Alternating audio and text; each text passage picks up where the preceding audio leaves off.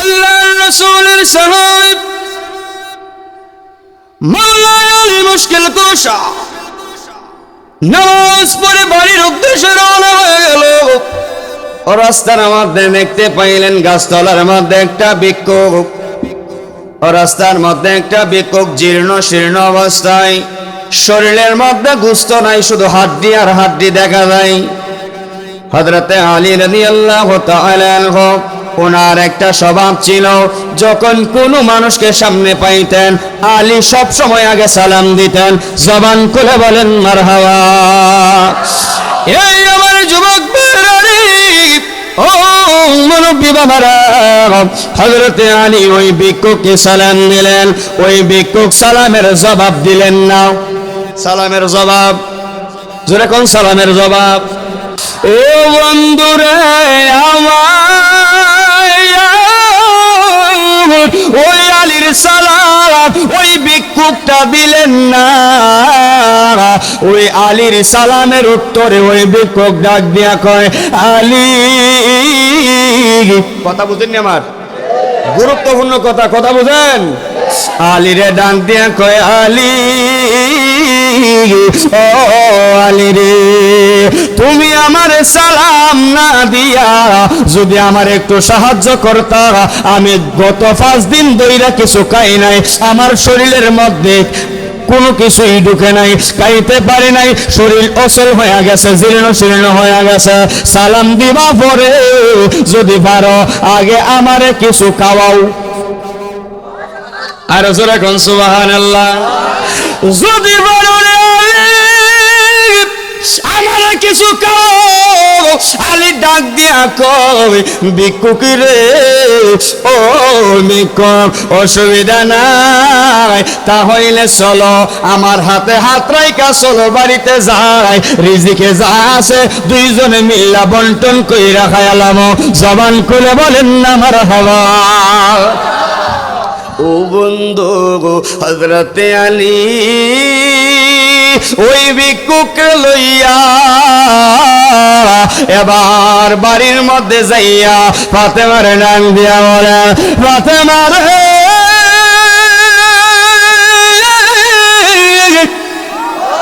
ও ফাতেমা, ঘরের ভিতরে কিছু কানা দানা আসেনি রে ফাতেমা, আমার সাথে একজন মেহমান আইছে, আমার সাথে মেহমান আইছে, ওই মেহমান রে কিছু খানা দানা দিবানি।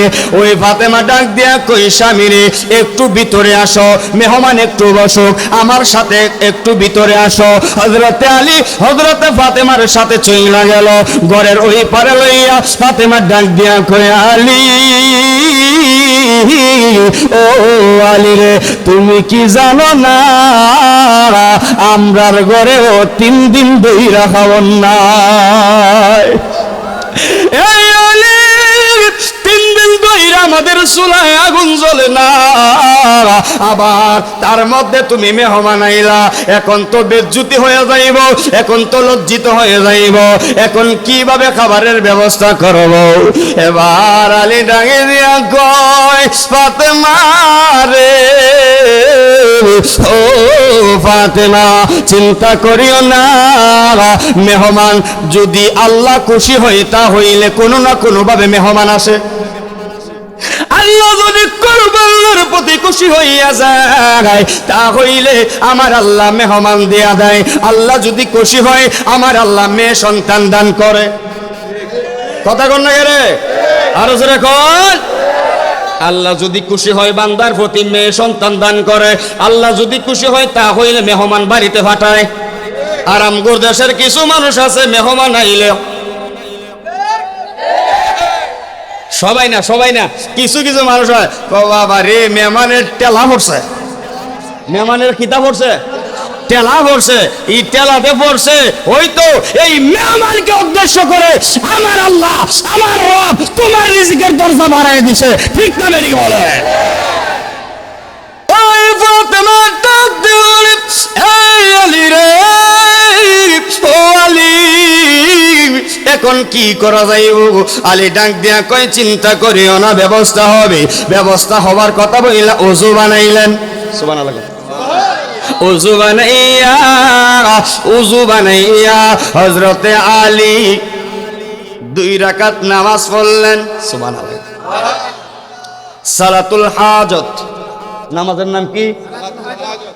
যেই কোনো বান্দা যদি মুসিবতের মধ্যে পইরা যায়, অভাবে পইরা যায়, সমস্যার মধ্যে পইরা যায়, তখন সালামতপুরের মানুষ যদিও নামাজ পড়েন 2 রাকাত সালাতুল হাজত নামাজ পড়বেন, পইরা আল্লাহর কাছে দোয়া করতে দেরি হয়, আমার আল্লাহ তার অভাব-অনটন দূর করতে দেরি করে না। নামাজ আদায় করলেন, নামাজ আদায় কইরা এবার আলী আল্লাহর কাছে 2টা হাত বাড়াইলেন।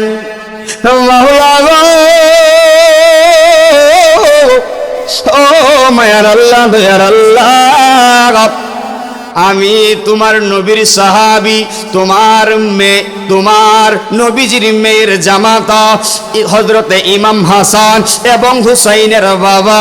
আল্লাহ তুমি না বলেছো পথচারীদেরকে, পথচারী যারা যায়, যারা নাকি বিপদের মধ্যে পড়ে যায়, যারা নাকি অসহায় তাদেরকে সহায় করন, যারা ক্ষুধার্ত তাদেরকে নাকি মুখের মধ্যে খানা দেওয়া। আজকে একটা গরিব লইয়া, আজকে একটা মেহমান লইয়া আল্লাহ গো,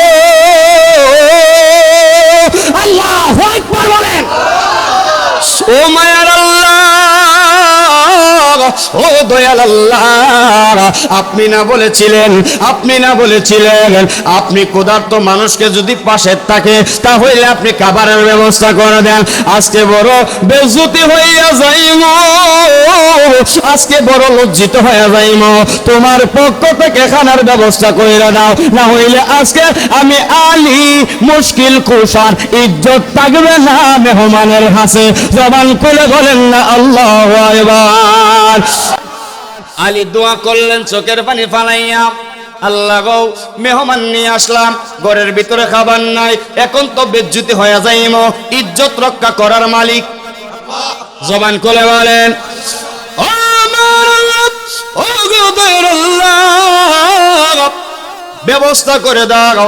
আমার আল্লাহ ফেরেশতাকে ডাক দিয়ে কই, ফেরেশতারা রে, ও ফেরেশতারা, ও ফেরেশতারা, যাও আমার আলীর বাড়িতে যাও, আমি আল্লাহর পক্ষ থেকে আসমানি খাবার লইয়া, জান্নাতি খাবার লইয়া আমার আলীর বাড়ির সামনে হাজির হয়ে যাও। জবান খুলে বলেন সুবহানাল্লাহ। ফেরেশতা মানুষের রূপ ধইরা ইমাম হাসান এবং হুসাইনের কাছে আসলেন। আয়েশা বলেন, ও ইমাম হাসান হুসাইন, তোমার বাবা কোথায়, তোমার মা কোথায়? তো এই যে এই জায়গায় ডাক দিলেন, এই নাও খাবার। জোরে বলেন সুবহান। খাবার দিলেন। হযরতে আলী মেহমানদারি করাবে, ওই মেহমান ডাক দিয়া কয়, ওয়া আলাইকুম আসসালাম। সালাম দিছেন কোন সময়? গাছতলায় মসজিদ থেকে বাইরিবার পরে সালাম দিছেন। আর ওই ফকির কইছেন যে সালাম দেওয়ার আগে আমার খাওন দৌ। আগে ছিল জীর্ণ শীর্ণ, তখন খাবার লইয়া ফকিরের কাছে গেছে, গিয়া দেখে তা উঠতে খারি দিছে। আরো জোরে কন। ওই লোককে ডাক দিয়া বলে, মেহমান, ও মেহমান রে, আমি যখন প্রথম দেখেছিলাম জীর্ণ শীর্ণ, উঠতে পারো না, এখন যে তুমি দাঁড়ায় রইলা, এখন শক্তি পাইলা কই? আর সালাম দিছিলাম কোন সময়, এখন জবাব দাও। সুবহানাল্লাহ। ওই মেহমান ডাক দিয়া কয়, আলী আলী আলী আলী রে, ও আলী, আমি গরিব না, আমি মিসকিন না, আমি ফকির না, আমি জীর্ণ শীর্ণ না, আমি হইলাম আমার আল্লাহর পক্ষ থেকে হযরতে জিবরাইল ফেরেশতা।